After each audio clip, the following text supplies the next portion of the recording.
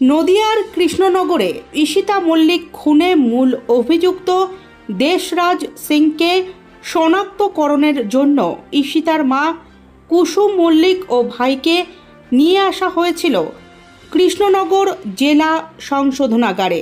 সেদিন তার মেয়েকে খুন করেছিল এই দেশরাজ, এমনটাই অভিযোগ ছিল। তাকে দেখা মাত্রই চিনতে পেরেছে মা এবং ভাই। সূত্রের খবর, অভিযুক্ত দেশরাজকে শনাক্তকরণের সময় দেখা মাত্রই তাকে ঠাটিয়ে চর মারতে ইচ্ছে হয়েছিল মায়ের, কিন্তু নিজেকে সংযত করে নেন নিহত ওই ছাত্রীর মা। কৃষ্ণনগরের নিহত ছাত্রীর মা কুসুম মল্লিক চাইছেন পুলিশ প্রশাসন এবং আদালতের কাছে তার মেয়ের খুনের বদলা হিসেবে দৃষ্টান্তমূলক সাজা অর্থাৎ ফাঁসি হোক দেশরাজের। একই দাবি জানিয়েছেন নিহত ছাত্রীর বাবাও। প্রসঙ্গত উল্লেখ করা যেতে পারে, ঈশিতা খুনের ঘটনায় এক সপ্তাহের মাথায় গ্রেফতার করা হয় মূল অভিযুক্ত দেশরাজ সিংকে।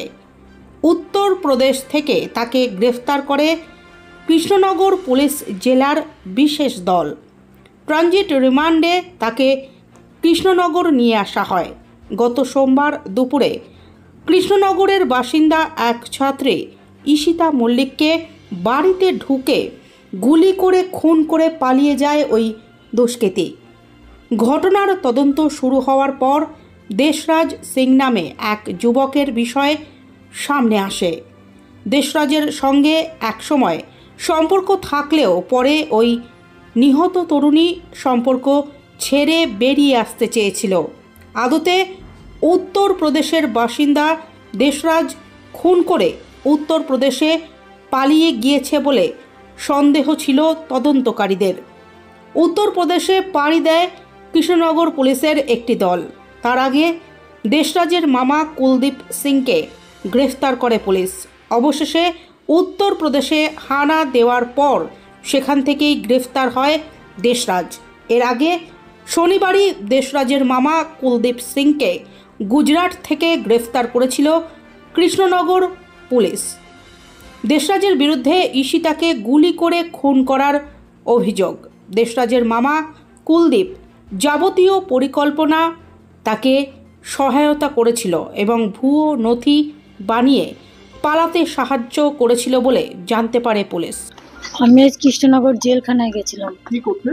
আমার মেয়ের খুনিকে শনাক্ত করতে। আপনি চিনতে পেরেছেন? আমি 100% চিনতে পেরেছি, 100% চিনতে পেরেছি। কি হলো আজকে ভিতরে, কি হলো? চলো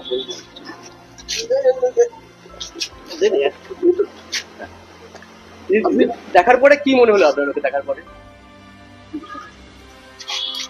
রেজাল্টকে দেখতে পেলেন?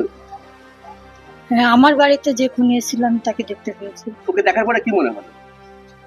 দেখার পরে ভাবলাম যে আমার নিষ্পাপ মেয়েকে কি করে একটা এইভাবে মানুষ গুলি করে খুন করতে পারে। ঠিক আছে, ওকে কি মারতো? দাদা আজ কোথায় গেছিলেন? কৃষ্ণনগর সংশোধনাগারে গেছিলাম। দেশরাজের খুনি তাকে কি চিনতে পারলেন?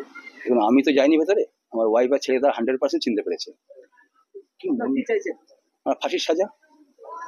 আমি আগে পুলিশে ভরসা করেছি, এখনো করছি, আগের দিনও করবো। পুলিশ তার কাজ অবশ্যই 100% করেছে। এবার আমি কোর্টের উপরে ভরসা করছি, কোর্টের জজের উপরে ভরসা করছি। উনি কি দেবেন ওনার প্রতি আমার 100% ভরসা আছে। উনি ঠিক আমার যেটা আমাদের সাজা পাওয়ার, ওর ফাঁসি সাজাই হবে, তাই আমি আশা করি কোর্টের কাছে।